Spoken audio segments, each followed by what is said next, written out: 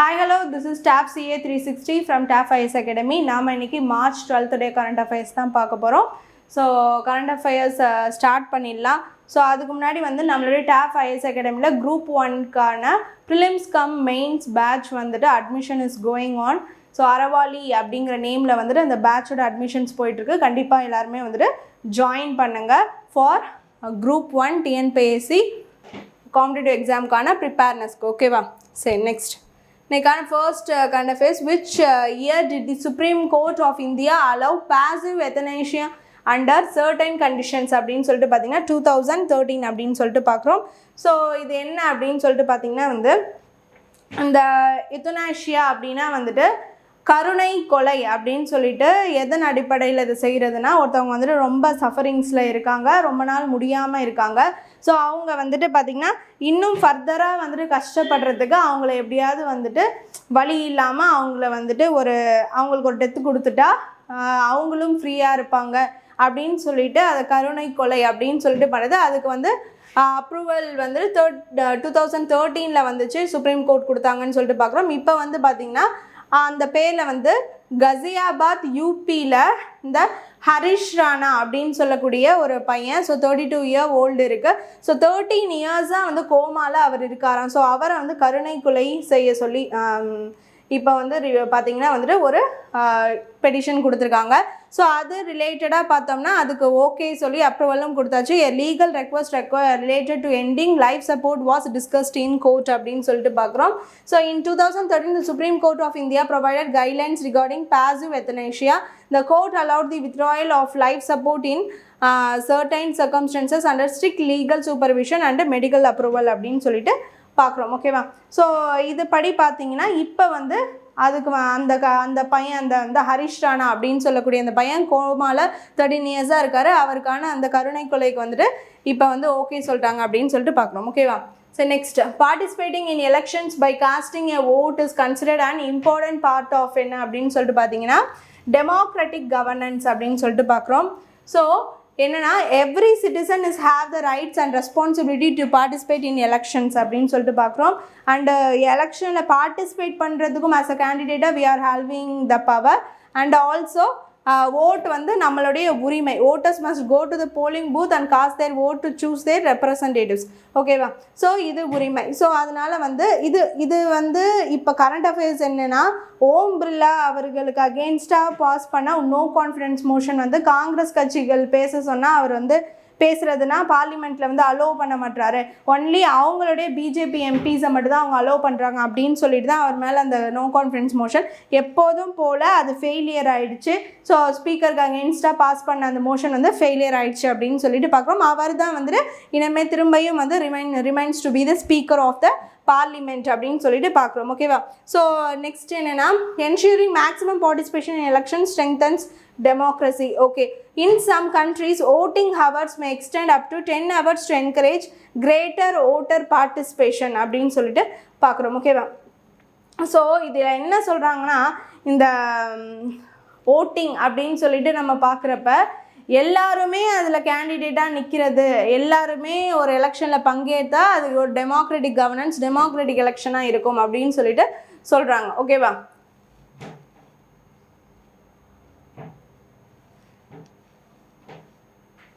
So next, the Global Conference on Women in Agri-Food Systems GCWAS 2026 is currently taking place in 12 to 14 March in New Delhi.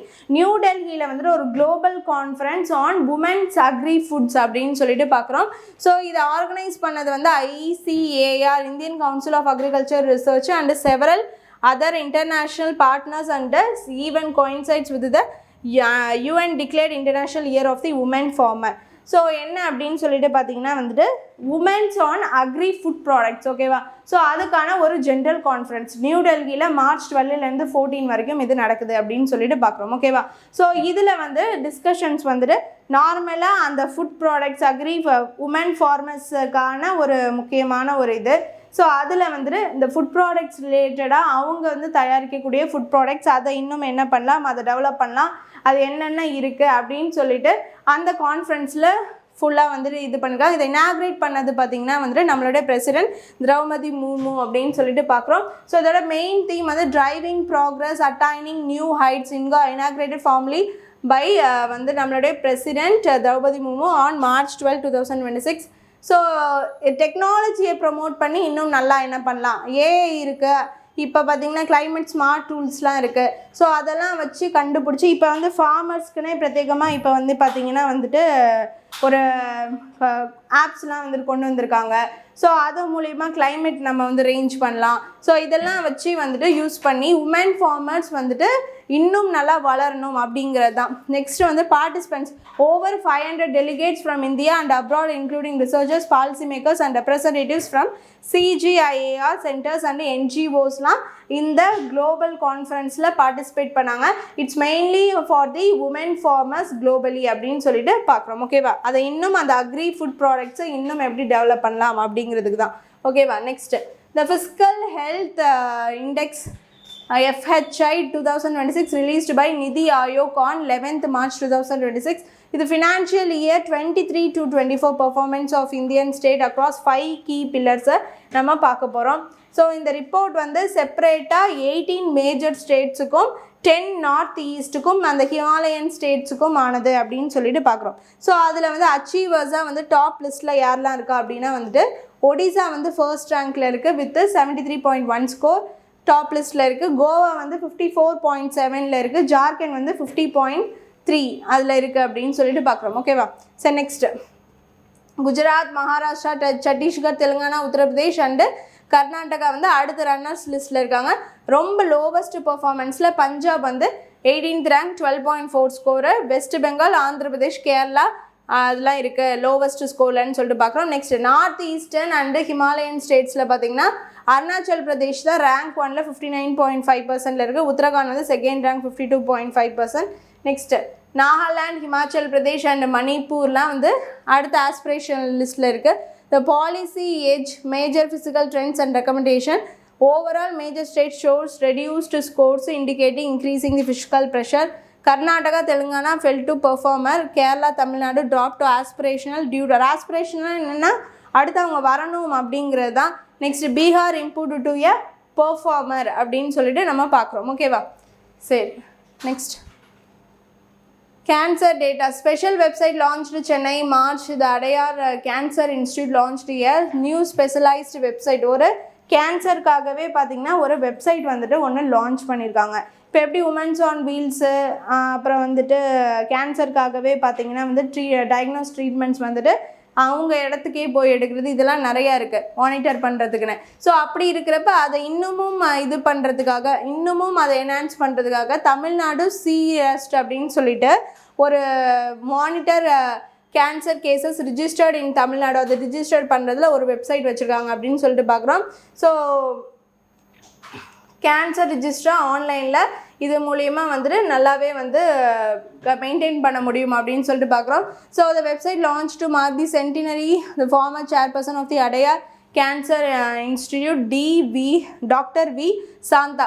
So doctor V சாந்தாவுடைய அந்த 100வது year அவங்களுடைய அந்த former chairperson of the Adyar cancer இன்ஸ்டிடியூட்டோடைய அவங்க 100 வருஷம் ஆயிடுச்சு அப்படின்னு சொல்லிட்டு அவங்களுடைய இறந்து 100 வருஷம் ஆயிடுச்சு அப்படிங்கிறதுக்காக அவங்களுடைய நினைவில் இதை பண்ணியிருக்காங்க அப்படின்னு சொல்லிட்டு பார்க்குறோம். ஓகேவா, சரி next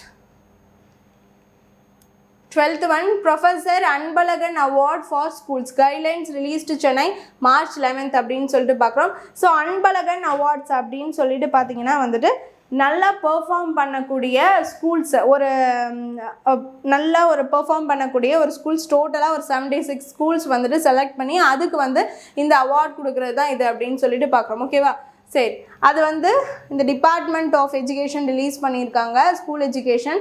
So a circular was sent to Chief Education Officers by the Director of the School Education S. Kannappan. The Chief Minister M.K. Stalin announced in 2022 that Professor Anbalagan Award will be presented to outstanding schools that demonstrate development including learning, training, teacher proficiency, leadership, student improvement, இது எல்லாத்தையுமே பார்த்து தான் அந்த ஸ்கூல்ஸ்க்கு அது போகும், அந்த award போகும் அப்படின்னு சொல்லிட்டு பார்க்குறோம். ஸோ ஒவ்வொரு டிஸ்ட்ரிக்ட்லேயும் பார்த்தீங்கன்னா வந்து 4 எலிஜிபிள் ஸ்கூல், இது எல்லாமே இந்த ஸ்டூடெண்ட்ஸோட லேர்னிங் இம்ப்ரூவ்மெண்ட்டு, டீச்சர்ஸோடைய வந்துட்டு அந்த ப்ரொஃபிஷியன்சி, இது எல்லாமே பார்த்து ஒரு 4 எலிஜிபிள் ஸ்கூல்ஸை வந்துட்டு ஒரு பெர் டிஸ்ட்ரிக்ட்லேயும் செலக்ட் பண்ணி அதுலேருந்து பார்த்தீங்கன்னா டோட்டலாக ஒரு 76 பெஸ்ட் ஸ்கூல்ஸை வந்து செலக்ட் பண்ணோம். ஸோ 2 schools per districtங்கிற கணக்கில் வந்து செலக்ட் பண்ணோம். Will be selected and represented with professor Anbazhagan award அப்படின்னு சொல்லிட்டு பார்க்குறோம். ஓகேவா? So next headline, RBI to buy government securities worth 50,000 crore to increase cash flow Mumbai March 11. So பார்த்திங்கன்னா வந்து ஆர்பிஐ வந்துட்டு இப்போ பார்த்திங்கன்னா வந்து 50,000 crore பத்திரங்களை வந்துட்டு வாங்க போகிறாங்க அப்படின்னு சொல்லிட்டு அதுதான் வந்துட்டு March 11 இப்போ பண்ணியிருக்கிறது கூட அதோட நியூஸ். ஓகேவா? அந்த securities, government securities worth 50,000 crore to increase cash flow Mumbai March 11. With the aim of increasing cash flow in the country's banking sector, the Reserve Bank of India is scheduled to hold an auction on Friday to purchase government securities worth 50,000 crore through open market அப்படின்னு சொல்லிட்டு பார்க்குறோம். ஓகேவா? சரி, next. According to current records, banks have an excess fund of about, இப்போ excess ஃபண்டா 2.74 lakh crores இருக்குது. But இவங்க என்ன பண்ணுறாங்கன்னா அந்த ஃபுல்லாகவே bank sectors and all through வந்துட்டு பார்த்திங்கன்னா ஒரு பணம் வந்து எப்போதுமே ஒரு புழக்கத்தில் இருக்கணும் அப்படிங்கிறதுக்காக 50,000 crores வந்துட்டு பார்த்திங்கன்னா இவங்க இந்த பத்திரத்தை வந்து ஹோல்ட் பண்ண போகிறாங்க த்ரூ ஆக்ஷன் அப்படின்னு சொல்லிட்டு பார்க்குறோம். ஓகேவா? Next. However, since companies and individuals have to pay advance income tax and GST at the end of this month, there is possibility of a large amount of funds flowing out of banks. Okay. Next. Our Reserve Bank has purchased government securities worth about 3 lakh crore through OMO since the beginning of this year அப்படின்னு சொல்லிட்டு பார்க்குறோம். So since beginning of the yearsலேருந்தே government securities worth 3 lakh crore OMO மூலயமா வந்துட்டு purchase பண்ணிகிட்ருக்காங்க. So now வந்து 50,000 அந்த பத்திரங்கள் purchase பண்ணுறாங்க அப்படின்னு சொல்லிட்டு பார்க்குறோம். ஓகேவா? Next 14th one, Mukesh Ambani Reliance Industries is investigating a significant amount to build a new oil refinery in Brownsville, Texas, USA. So வந்துட்டு பார்த்திங்கன்னா முகேஷ் அம்பானியோடைய ரிலையன்ஸ் பார்த்திங்கன்னா is going to investment on Texas America அப்படின்னு சொல்லிட்டு பார்க்குறோம். At Texas America USA ப்ரௌன்ஸ்வில்ல பண்ணுறாங்க அப்படின்னு சொல்லிட்டு பார்க்குறோம். ஒரு புது எண்ணெய் ஆயில் சுத்திகரிப்பு நிலையம் அப்படின்னு சொல்லக்கூடிய ஆயில் ரிஃபைனரி, சரியா? ஸோ அதற்கான ஒரு போர்ட்டு அதை வந்து செட் பண்ணுறாங்க. அதுக்கு இன்வெஸ்ட்மெண்ட் பார்த்திங்கன்னா வந்துட்டு இவங்க பண்ணுறாங்க 28 lakh crore வந்து Reliance industries going to invest about 30,000 crore டாலரில் பார்த்தீங்கன்னா இந்த ப்ராஜெக்டை அவங்க சைன் பண்ணியிருக்காங்க. This refinery is expected to be the first major new oil refinery built in the USA since 1977. இப்போ புதுசாக வந்துட்டு கட்ட போகிற ஒரு ஆயில் ரிஃபைனரினா இதுதான் அப்படின்னு சொல்லிட்டு பார்க்குறோம். ஓகேவா? The plant is settled to begin operation in the second quarter of the 2026 and Reliance has signed deal purchase fuel from it for the next 20 years. அதுலேருந்தே வந்துட்டு இவங்க ஃபியூவல் பர்ச்சேஸ் பண்ண போகிறதாவும் சொல்லியிருக்காங்க. Next, US President Donald Trump highlighted this investment as a major boost for American workers and energy independence. Okay, இப்போ நம்ம இதில் என்ன பார்க்குறோம்? முகேஷ் அம்பானி பார்த்திங்கன்னா ரிலையன்ஸ் இண்டஸ்ட்ரீஸ் மூலயமா வந்துட்டு 28 lakh crores வந்துட்டு இன்வெஸ்ட் பண்ணுறாங்க for the new oil refinery in America அப்படின்னு சொல்லிட்டு பார்க்குறோம். ஸோ டாலர் வைஸ் பார்த்திங்கன்னா அது வந்து 30,000 crore அப்படின்னு சொல்லிட்டு பார்க்குறோம். அங்கே இன்வெஸ்ட்மெண்ட் பண்ணுறது மூலிமா அவங்க ஃபார் தி நெக்ஸ்ட் 20 yearsக்கு அங்கேருந்து தான் ஆயில் வாங்க போகிறாங்க அப்படிங்கிறதையும் நம்ம இங்கே பார்க்குறோம். ஓகேவா? Next, The report on a significant recovery in the Indian stock market driven by a drop. So bear ஃபேஸிங்காகவே இருந்த நிலையில் பார்த்திங்கன்னா இப்போ தான் வந்து பார்த்திங்கன்னா இந்த புல்லோட ஃபேஸ் வந்திருக்கு. ஸோ வீழ்ச்சியிலே இருந்து இப்போ தான் பார்த்திங்கன்னா வந்துட்டு கொஞ்சம் கொஞ்சமாக வந்து இன்க்ரீஸ் ஆகிட்டுருக்கு அப்படின்னு சொல்லிட்டு பார்க்குறோம்.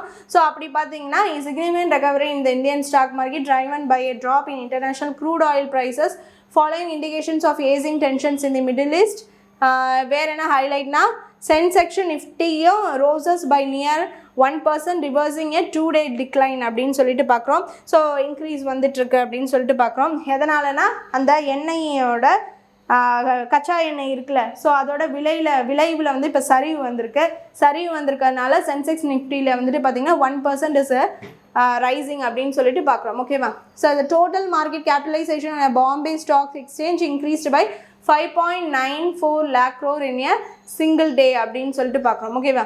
Next, banking, financial and automobile sector stock gained while IT and energy stocks experienced declines.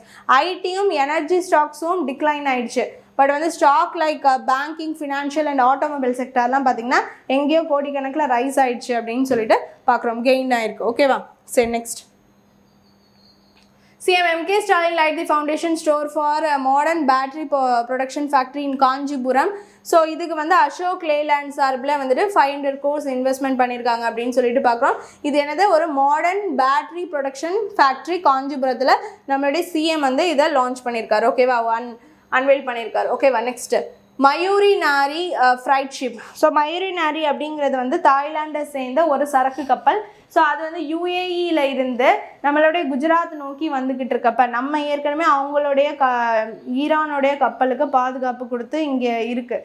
But பார்த்திங்கன்னா இப்போ என்ன ஆயிடுச்சுன்னா, குஜராத்தை நோக்கி வந்துட்டு இருந்தால் அந்த தாய்லாண்டை சேர்ந்த மயூரி நாரி கப்பலை வந்துட்டு பார்த்திங்கன்னா ஈரான் வந்து அட்டாக் பண்ணிடுச்சு அப்படின்னு சொல்லிட்டு நம்ம பார்க்குறோம். ஸோ அதில் இருந்து 2 இந்தியன்ஸ் வந்துட்டு டோட்டலாக 3 பேர் இருந்தாங்க, 2 இந்தியன்ஸ் வந்து டைடு அப்படின்னு சொல்லிட்டு நம்ம பார்க்குறோம். ஓகேவா?